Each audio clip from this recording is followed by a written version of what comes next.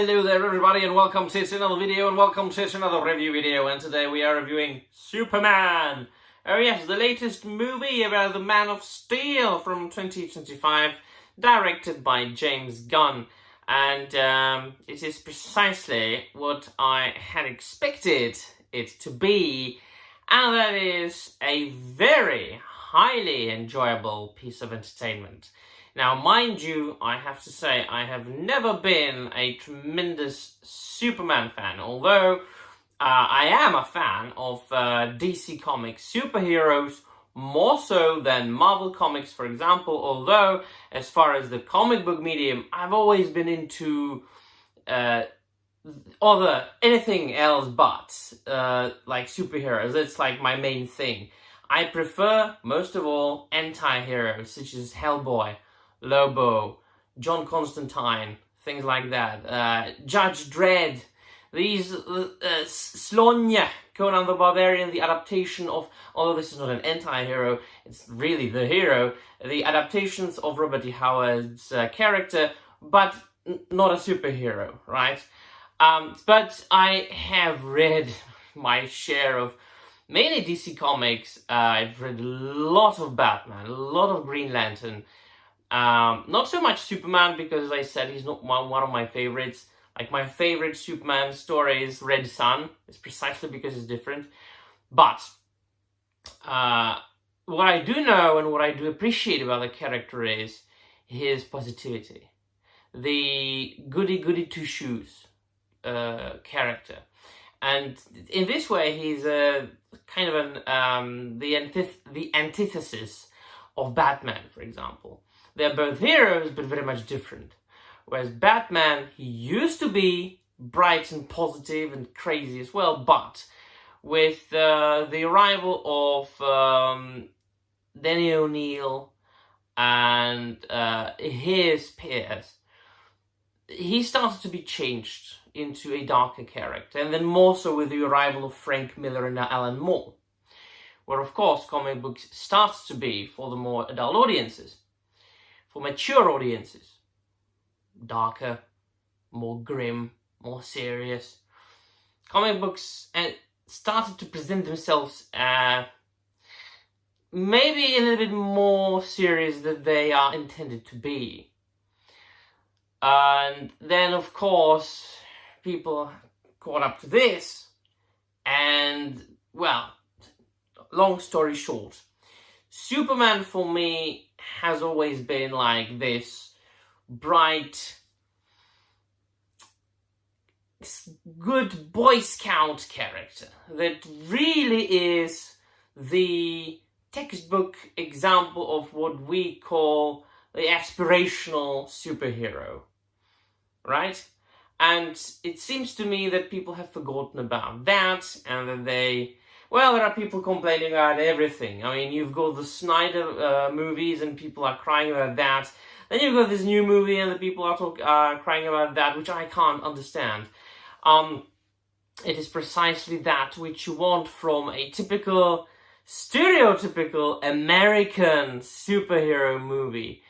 This main character, the protagonist, dealing with his own trials and tribulations, but prevailing and being the aspirational superhero from the beginning to the end, being the punk rock, as he said in the movie. And in the end, realizing and letting the audiences know, audiences as well as the antagonist, Lex Luthor, that no, he's not alien, he is human, and maybe he is more human than a lot of us. Because he does realize his own shortcomings, and he does realize his own mistakes, and he learns from them, he overcomes them, and despite them, he does wake up each and every single morning and puts one foot in front of the other, and goes towards all the trials that life brings to him, and tries to do the best he can, tries to make a difference. That's an aspirational superhero for me. The movie, the general atmosphere and the tone of the movie was very positive, very bright. And that's, once again, I imagine Superman to be so. Now, don't get me wrong, I love when things are done differently. And that is why I also enjoyed Snyder's Superman.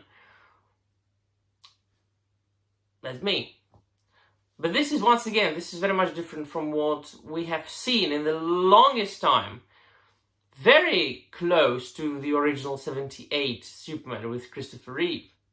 They even used bits and pieces of John Williams' music in it. The main theme. Na, na, na, na, na, na, na. And then, of course, James Gunn was able to bring something a little bit new, a little bit fresh into that. Because if he didn't, it would be just another rehashing of Superman's origin. I mean, how many films of that sort we have already? And not only about Superman, but about almost every superhero there is. Like, every Batman film needs to have this introduction, or this scene with Martha Wayne and Thomas Wayne being in the alley with Bruce, and the pearls falling to the floor, right, or on the ground. And then Superman, you know, we always have to have this long prologue, or longish prologue with Jor-El and him, you know, like sending Kal-El to Earth because Krypton is being destroyed, things like that. Spider-Man, the same thing. How many times do we have to see Peter Parker being bitten by a spider, getting his powers? So, I'm glad that Superman in this movie was already an established character. I loved the introduction. Just, you know, the very beginning of the film. Just the scenery of the Antarctica, and then just the writing, just the text. Like 300 years ago, this and that happened. The first metahumans appeared. 30 years ago, blah blah blah. An alien baby fell to, you know, on Earth. 3 years ago, blah blah blah blah. 3 minutes ago, Superman lost for the first time. Let's go. That was good. A very good introduction. And on top of that, of course, I have to talk about Guy Gardner. This is kind of a geek come true for me, because, and I need to talk about it, because there was a huge part of the film for me. I said that I'm mainly into non-superheroes, right? But if I had to choose one superhero, I will choose the Green Lantern Corps. And it's really at this point being established as more of a police force in the universe, fighting along or against all the other members of the emotional spectrum, which is one of the greatest things that came out of the mainstream American comic book industry in the last 25 years. The Blackest Night event and the emotional spectrum in the Green Lantern comics. That's very good. All the cosmic stuff, the lore and the world building, very good.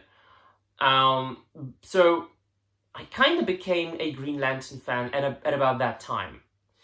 At about Blackest Night, because it's really like the best event for me by DC Comics, like hands down the best. For me, my favorite. And so for the longest time, I know I hate adaptations, but with superheroes it's a little bit different. I don't mind superhero adaptations, precisely because there are so many versions of them written and drawn by so many people over the 75, 80 years. So I don't mind. And I also don't mind all the different versions. Like, I love Burton's Batman and Nolan's Batman, and I even like the latest Batman with Pattinson guy. Of course, my favorite is Batman the Animated Series, Kevin Conroy, Mark Hamill, right? So I like all kinds of, not Schumacher though. No, not Schumacher. I'm sorry, but I have wanted a good Green Lantern film, or a Green Lantern in a film, for a long time. And they didn't really do the greatest job with Ryan Reynolds in that Green Lantern film. I have to admit, that's not really good. Like, The best part of the film was the post-credit scene with Mark Strong as Sinestro turning yellow. And I was like, ooh, yeah, that was like, because comics, right? They even fucked up Parallax. I mean, Parallax was something completely different in the comics than they made it into a movie. So when I heard about Guy Gardner, which is a fantastic character in the comics, when I heard about Guy Gardner being a part of the film, I was like, yes, please, please give me a little bit of good Green Lantern, please. Just, I don't want much. Just show me a jokey, joke-throwing, pesky, funny, entertaining, amusing Guy Gardner, just using his power ring, making constructs, making cool constructs. Please give me that. I just want to see it, please. And I did, and they did. It was good. And the entire Justice gang, they made it very good. I mean, even the humor in the film was very well written. So this gives me faith in James Gunn and his continuation of the work on the DC movie universe. Can't wait to see more.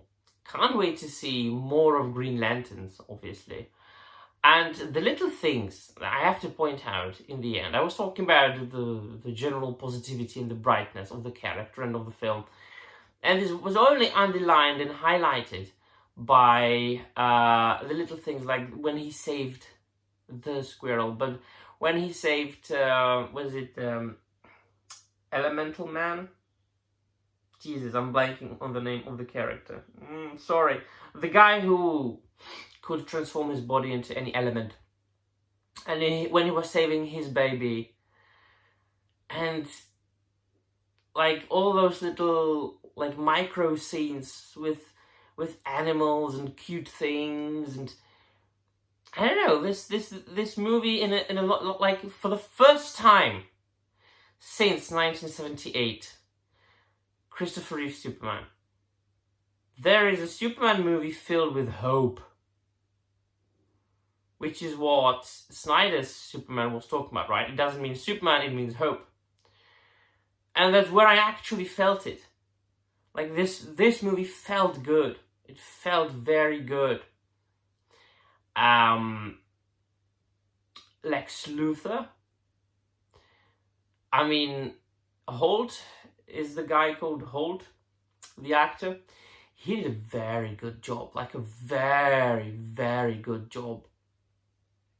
You could see, I mean, his facial expressions.